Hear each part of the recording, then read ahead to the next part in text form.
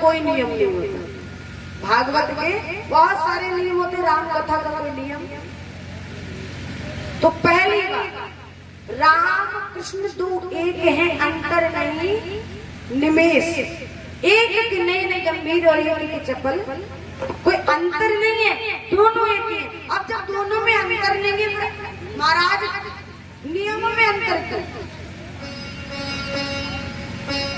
अगर कई संशोधन ऐसे हैं, वो इसलिए कहते हैं, फाउंडेशन नहीं लगाते, क्योंकि आज के समय में यदि कहा गया नहीं महाराज 7 दिन तक बिना भोजन के भागवत कथा सुननी है, तो यहाँ इतने श्रोता बैठे ना, एक भी दिखाई नहीं देगा। समझ रहे? तो कई संत ऐसे हैं, वो कहते भक्ति करो कैसे भी हो जाए। तो ऐसा नहीं है कि नियम नहीं है, यदि नियम आप कर सको तो इतने नियम हैं कि हम और आप कर भी नहीं सकते, इतने नियम हैं। पर मेरी नजर में तो एक ही नियम है। अब कई लोग कहते व्रत रख करके 7 दिन कथा कहो और सुनो।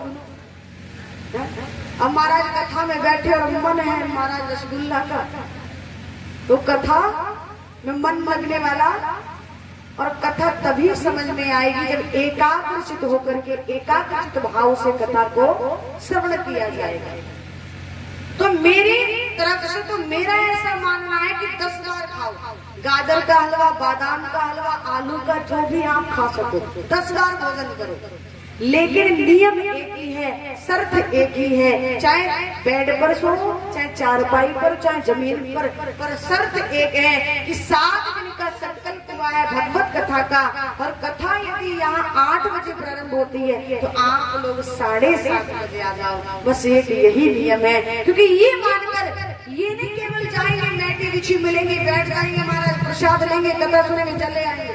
हाँ, ये नहीं, हमको ये जिम्मेदारी, क्योंकि ये संकल्प केवल अकेले कमेटी वालों का नहीं, केवल मेरा नहीं या इनका नहीं, हम सब बस्तीवासियों का है।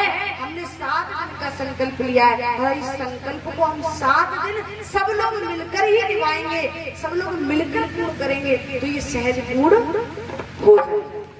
तो बस यही जिम्मेदारी समझते हुए कि शायद क्या पता वहाँ झाड़ू लगी है या नहीं लगी, या गद्दी के आसपास सफाई हुई है या नहीं हुई है, बस इसी भाव को रखते हुए आप आधा घंटा 20 मिनट पहले आ जाओ, यहाँ की साफ सफाई देख करके और भगवान की कथा को श्रवण करो। बस एक यही नहीं, यदि इस नियम को आप अपने जीवन में ढाल लोगे तो कथा का फल निश्चित रूप से। बोली बाबा हरिलाल की जय, बोली सियावर रामचंद्र भगवान की जय।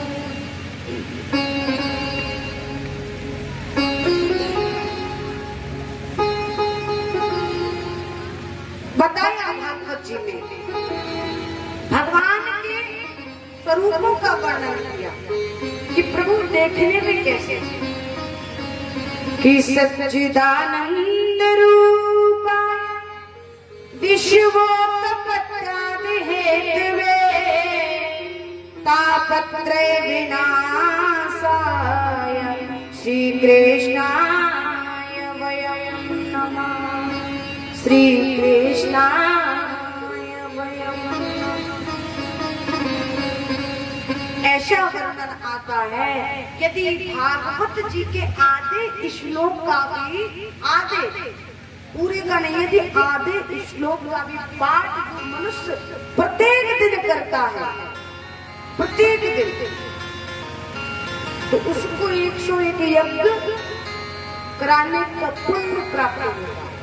आधा श्लोक, और श्लोक को छोड़िए, यदि भागवत जी की, रामायण जी की यदि घर में रखकर आरती भी मात्र करता है, तो उसके घर में कभी कलह नहीं होती, उसके घर में कभी संकट नहीं आते, उसके घर में कभी आपदा नहीं आती, उसको कभी यमराज ले जाने की तो बात छोड़ो, यमपुरी जाने के लिए उसको हाथ भी नहीं लगाते। जिसके घर में श्रीमद् भागवत जैसा ग्रंथ, श्री रामचरितमानस जैसा ग्रंथ रखा रहता है, पूजन होता है, आरती। तो स्वरूपों का वर्णन